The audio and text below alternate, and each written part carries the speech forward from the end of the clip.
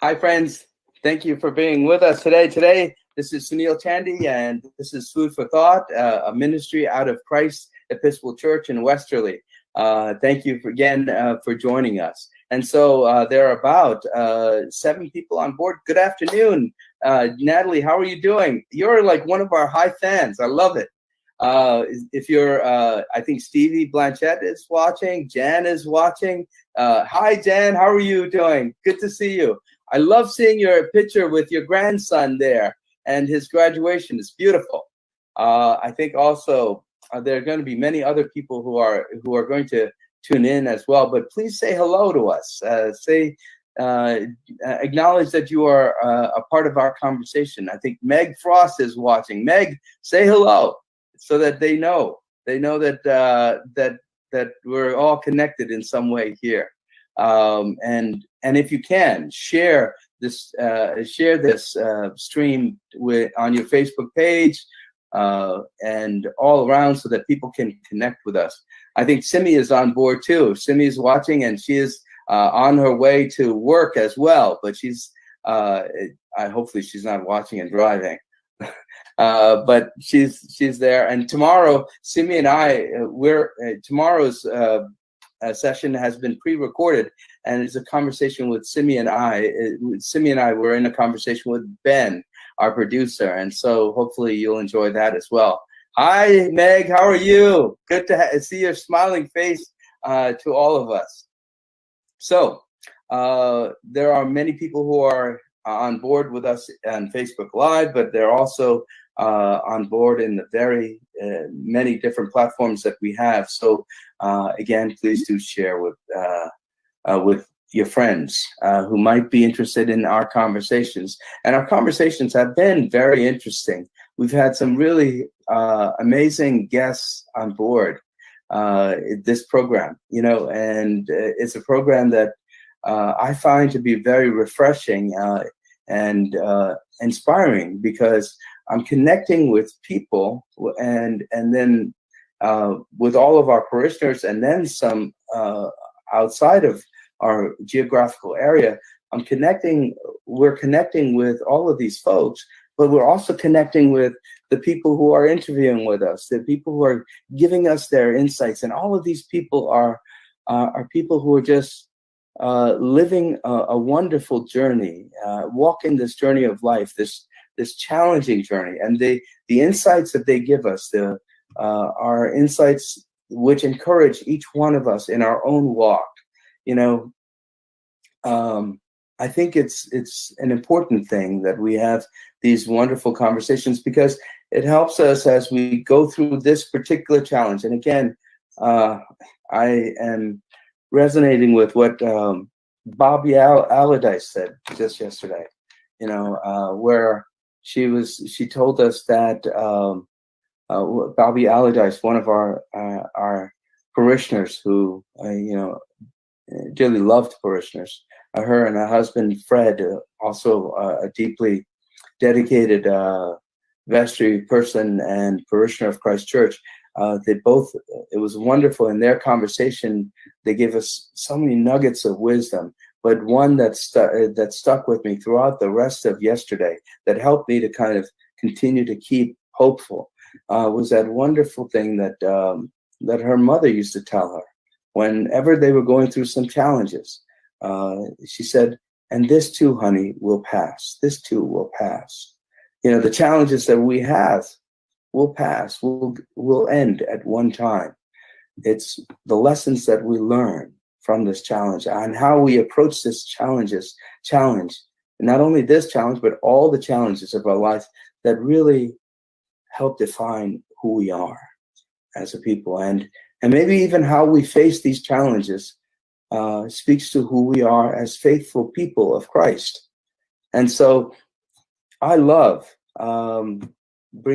connecting in this ministry in this way, because we get to speak to these people who are walking their own challenges, walking through their own challenges as we all are, and giving us wisdom and insight. Today's guest is one that'll give us a great deal of wisdom. I've I've known Bishop Joslin. That's who we're having today. I've known Bishop Joslin for close to over 20 years now. I think it's close to 20 years. I met him in the Diocese of New Jersey when I first began my ministry at Trinity Church in Vineland. He was the assisting bishop at that time, and had a wonderful respect for him at that time. And when I was, I'll tell you, when I was interviewing for this position at Christ Church, when I heard that Bishop Joslin was the former rector here, and in fact he was the interim for a little bit, I was so very happy, and I asked our church committee of over 5 years ago that if I could just meet with him and talk with him. And Simi and I met with Bishop, and it was just wonderful to reconnect with this wonderful saint of the church. So Bishop Joslin, as you might know, was rector of Christ Church Westerly at one time, and he'll give us the exact years. I don't want to make a mistake on those exact years, but he was here for at least 12 years as rector, and it was during a time in which the church was coming from a chaotic transition. He stabilized it, and then he left it strong and powerful, and then he went on to do ministry at St. Stephen's Edina in Minnesota. And then after that ministry, he was called to be Bishop of Central New York, and he stayed bishop in Central New York, and then retired and did wonderful ministry there. And then luckily, we at Christ Church have him. He and his wife Catherine came back and retired here in Westerly, in this wonderful ministry, in this community, and he's been a part of this ministry. And then, of course, when Catherine died, it was very sad for all of us. But then he found joy again in and married again with Melissa, and they were married here at Christ Church, and both of them are a blessing to us. So Ben, please bring Bishop Joslin on board so that we could have a conversation. Hi, Bishop. How are you? I'm on board. You're on board. Yes, you are. But don't rock the boat. No, you never rock the boat. You never. Bishop, there's so many people who are saying good afternoon. Look at this. There's so many people who just want to see you. And yeah, I'm here, and I'm not all there. You are there. You just reminded me of that wonderful song, "Here I Am, Lord." Yes, right. So, Bishop, how are you doing at home? Well, better than I thought we would. I've been thinking a lot about the changes that have come into all of our lives because of this. And I was even listening a while ago to a program about the economy and speculation about the impact long term of staying in your home as much as we are. And the anticipation is that a lot of people will find their work will be at home rather than in the office. And that has an impact on transportation. It has an impact on the rental value of the offices where you would have been.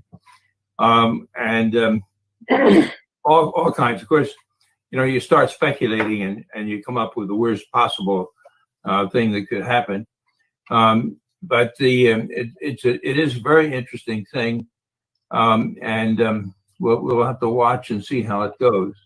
I've been impressed with the fact that most of the people with whom I talk are doing quite well with staying at home. A little bit of boredom, couples hear the same jokes over and over, and that kind of thing. But I do think there is a sort of underground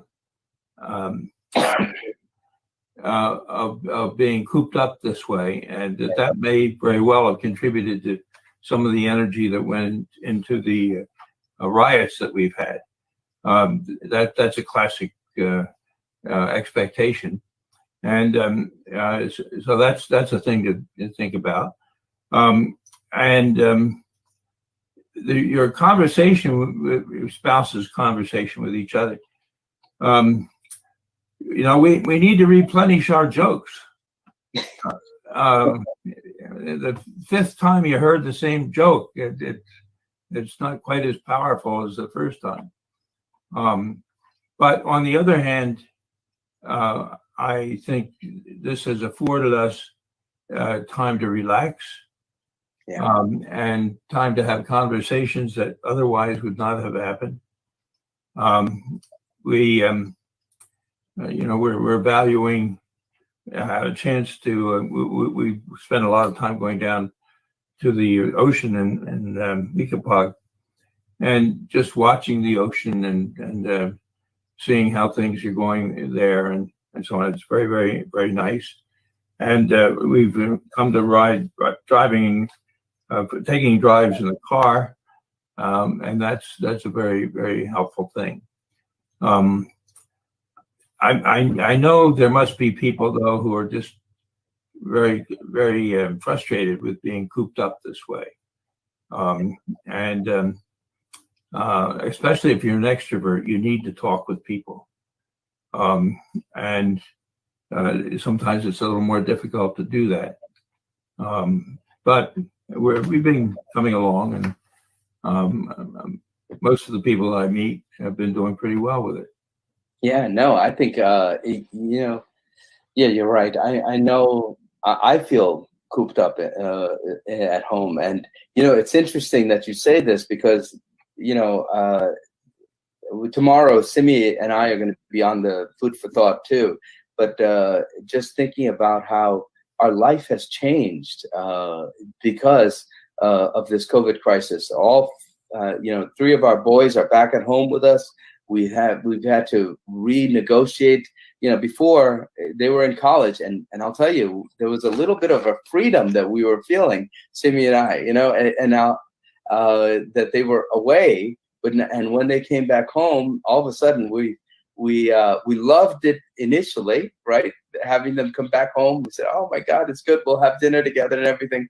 But then we had to cook and then the clean and then after them, and they're adults almost, and so it was kind of wearisome for a couple of weeks after the initial, and then what we did is we started to renegotiate some of those things that we were thinking about doing together, and I imagine, like with any couple, even if you don't have the kids coming back home for college and staying with you guys, or the schools and so forth, if their schools aren't in session, being with each other inside, cooped up for a while, it can be tiresome unless there's something new that's learned from that situation. I'm thinking about education in the future. We have 2 grandchildren who just graduated from high school. I know. And we were able to watch it via the electronics, which was great. But I'm also thinking one of our grandsons is home from college, and he's taking courses this summer. I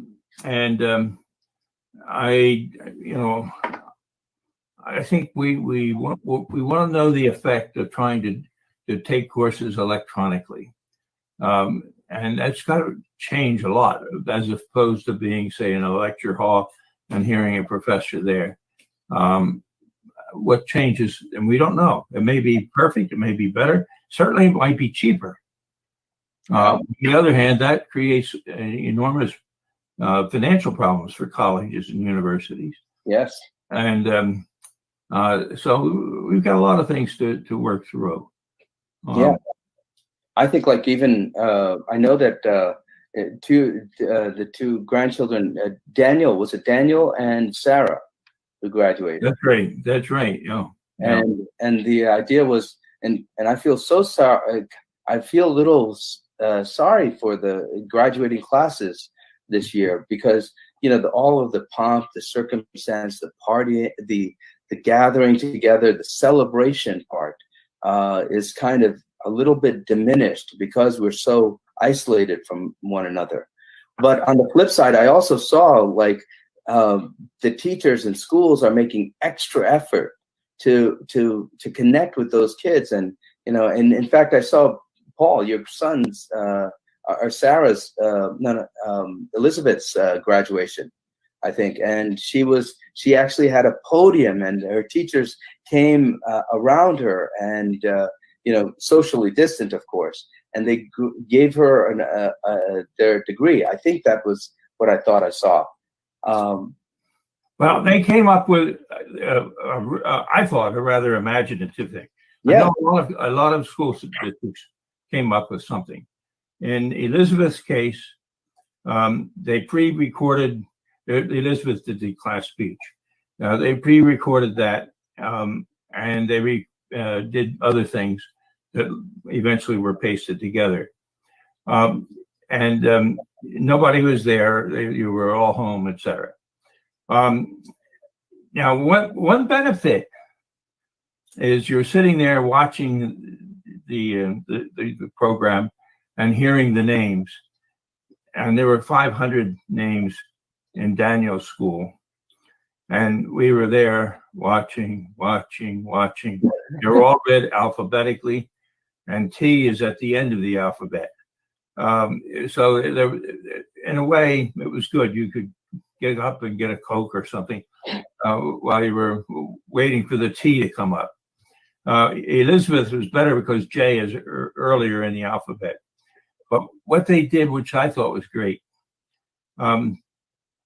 the diploma was taken to each person's home. Yeah. They had a little platform that a teacher would come out, put down, and you would stand on the platform in your gown, and they would, with great formality, hand it to you.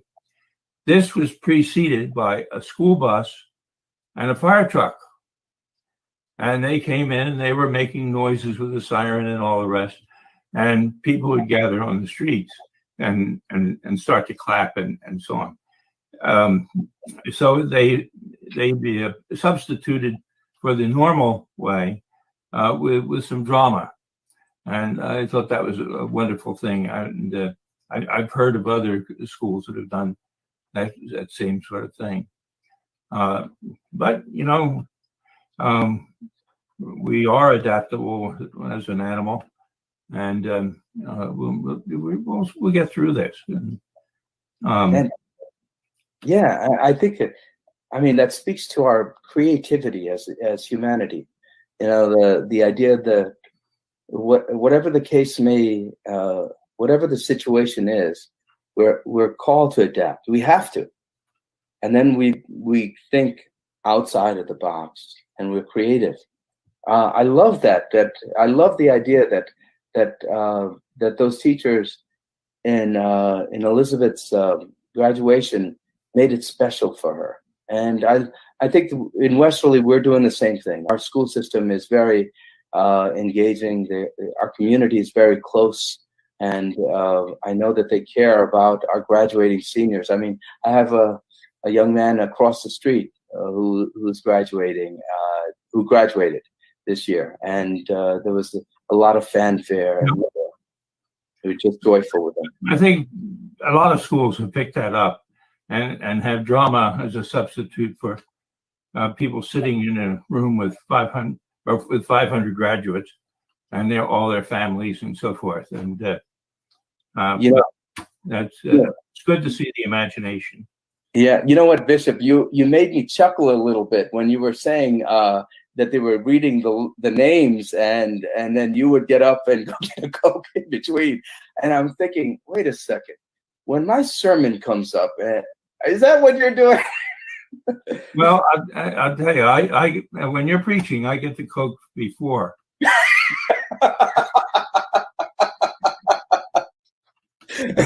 I have it right there.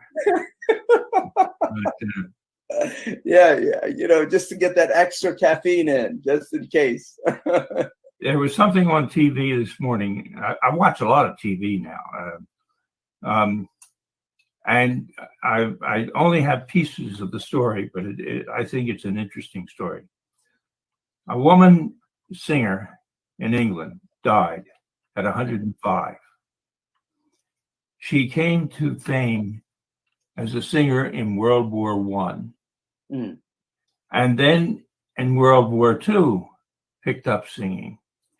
And I think she's the woman who became famous singing that song, "I'm going to get pickled when the lights go on in London." And then they finished off the story with a part of the Queen's speech of encouragement to people.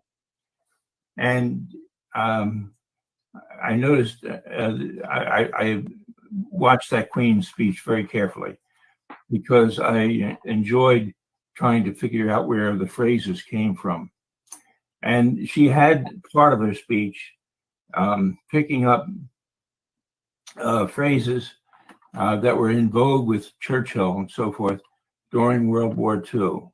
Yes. One was, and this was the finished thing, and he tied in with a song. "We will see each other again." Yeah. I think her speech was a very fine speech, and those phrases that can tie people together are very important. Now, there are other things that can happen. Your spouse can come up with all kinds of things that need to be done around the house.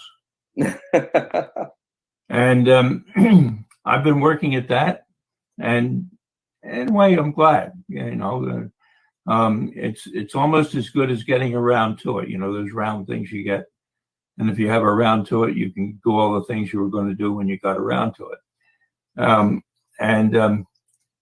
So that's been a plus, and I suspect that that's true of some other people too. I've talked with some others who are engaged in doing work around the house. Yeah. That's good.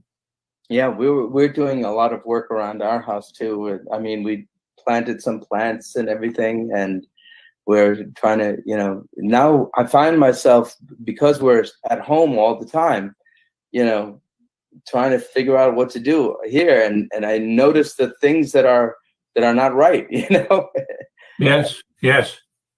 And so it's hard a little bit. It's good, and it's hard, and we're doing things together.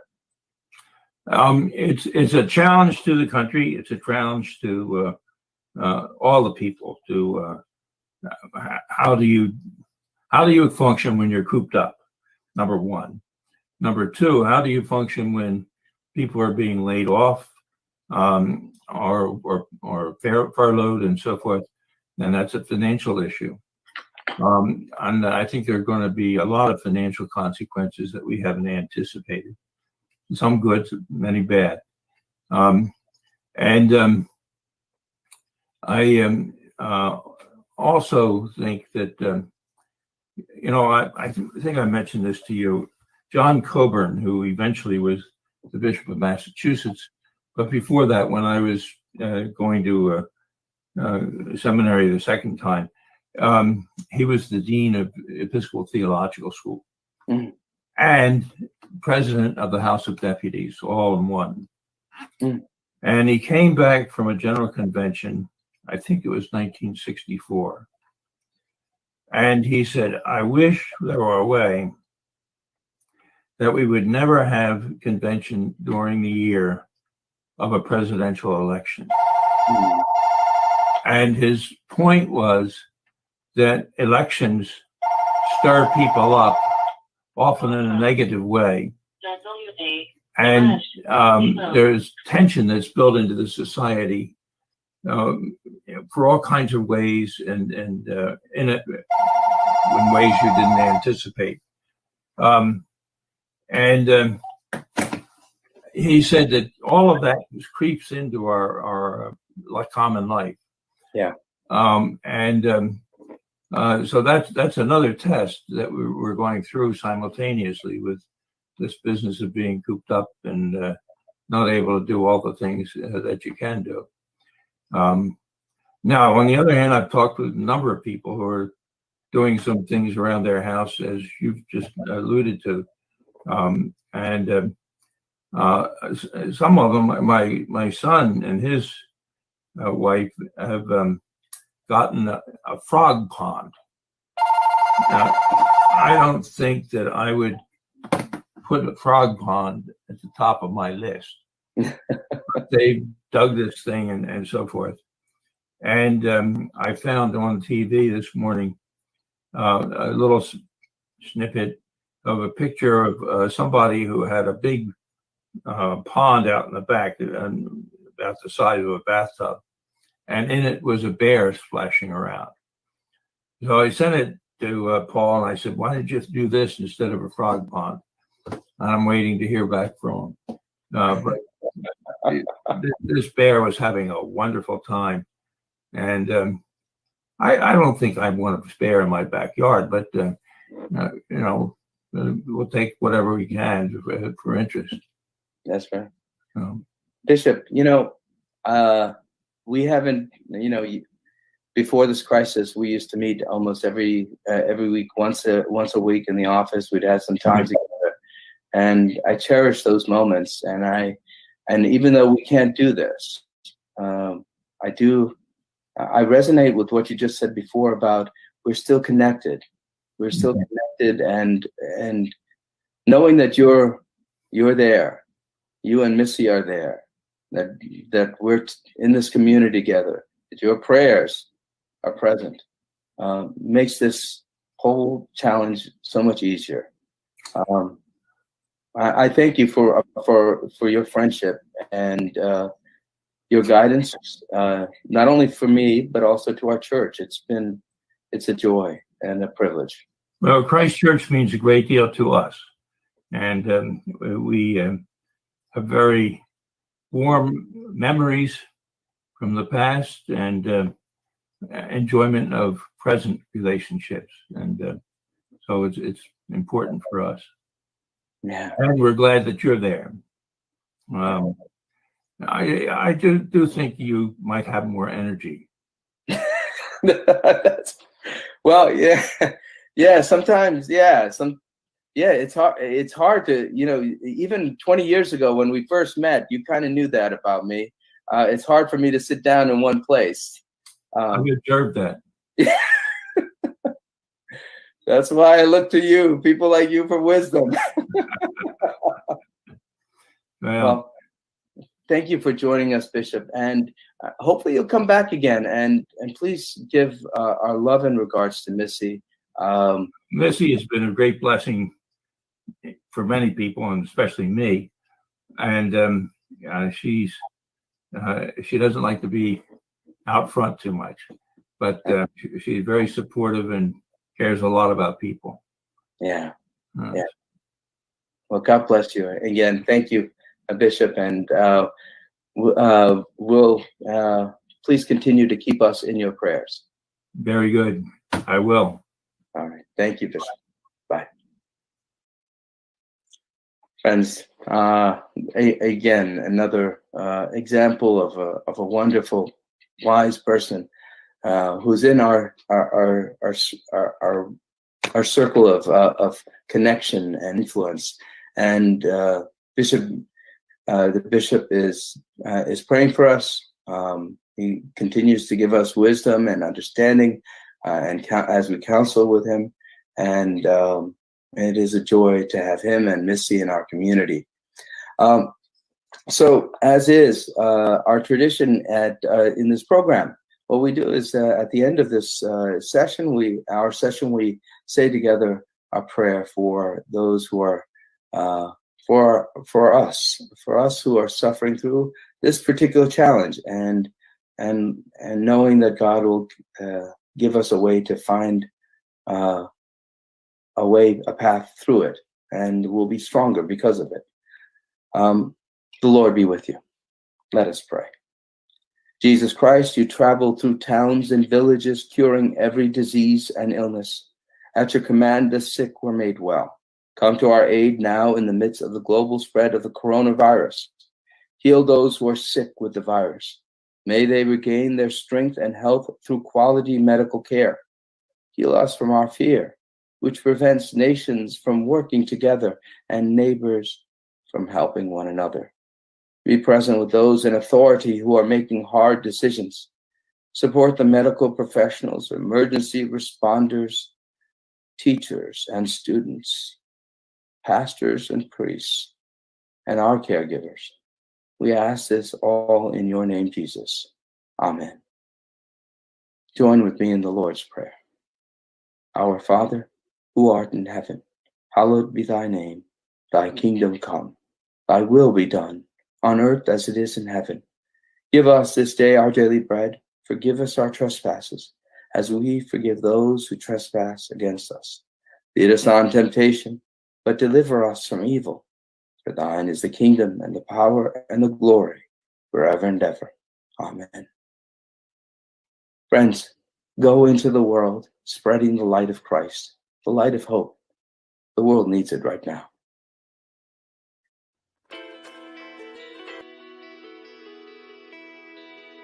Thanks for watching.